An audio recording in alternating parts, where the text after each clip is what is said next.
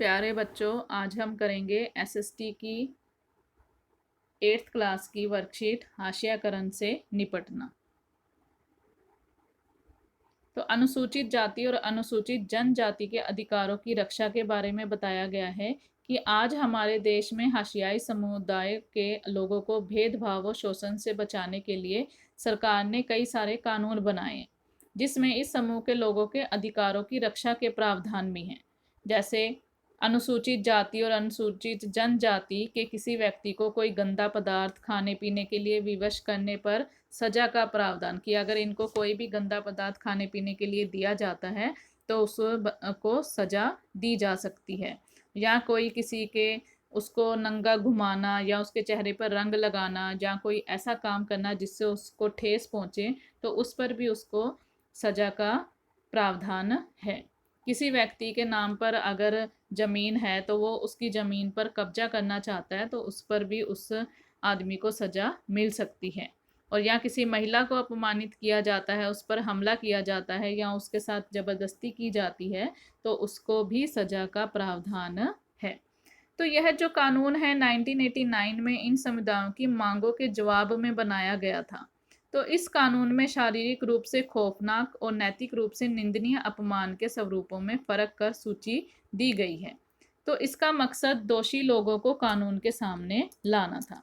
तो आदिवासियों की मांगे थी और 1989 का अधिनियम था जो परंपरा अपनी जो आदिवासी कार्यकर्ता थे वो अपनी जमीन पर अपने कब्जे की बहाली के लिए इस कानून का सहारा लेते थे। क्या थे उनके कानून? कि वो अपनी जमीन को किसी गैर आदिवासी व्यक्ति को नहीं बेच सकते। जहां ऐसा हुआ है वहां उनकी गरिमा को बनाए रखने के लिए उन्हें उनकी जमीन वापस मिलनी चाहिए। आदिवासी कार्यकर्ता सीके जानू का आरोप है कि आदिवासियों के संवैधानिक कानूनों का उल्लंघन करने वालों में विभिन्न प्रदेशों की सरकारें भी पीछे नहीं हैं। ये सरकार ही हैं जो लकड़ी व्यापार, पेपर मिल आदि के नाम पर गैर आदिवासी घुसपैठियों को जनजाति जमीनों का दोहन करने और आदिवासियों को उनको परंपरागत जंगलों से उजाड़ने की छूट देती है। यानी वो वहाँ पर अगर अपना कुछ काम खोल लेते हैं तो आदिवासियों से उनकी ज़मीन ले ली जाती है। इसके अलावा जंगलों को आरक्षित या अभयारण्य घोषित करके भी लोगों को वहाँ से बेदखल किया जा रहा है। तो सुश्री जानू का यह भी कहना है कि जब सरकार आदिवासियों से छीनी गई जमीन पर औद्योगिक या अन्य परियोजनाओं के निर्माण के लिए बेहिसाब पैसा खर्च कर सकती है तो उनको फिर दोबारा जगह देने के लिए मामूली सा खर्चा क्यों नहीं कर सकती। ये जो आदिवासी कार्यकर्ता है सीके जानू, उनका ये बोलना है। तो 4 क्वेश्चन दिए हैं आप लोगों को। फर्स्ट है, अनुसूचित जाति और अनुसूचित जनजाति अधिनियम 1989 बनाने की जरूरत क्यों पड़ी? क्यों पड़ी? उनको लोगों के भेदभाव और शोषण से बचाने के लिए 1989 में अधिनियम बनाने की जरूरत पड़ी।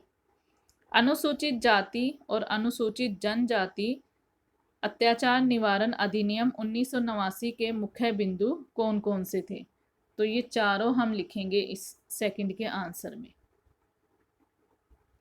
कि कोई गंदा पदार्थ नहीं खिला सकता या चेहरे पर रंग नहीं लगा सकता या जमीन पर कब्जा नहीं कर सकता या महिला का कोई अपमान नहीं कर सकता। तो आदिवासियों का निवास स्थान कम क्यों होता जा रहा है? तो इसमें हम लिखेंगे ये वाला,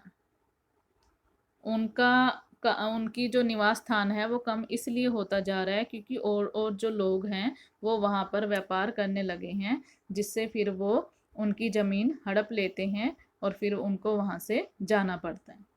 1989 के कानून द्वारा आदिवासियों की मांगें किस प्रकार पूरी हुई?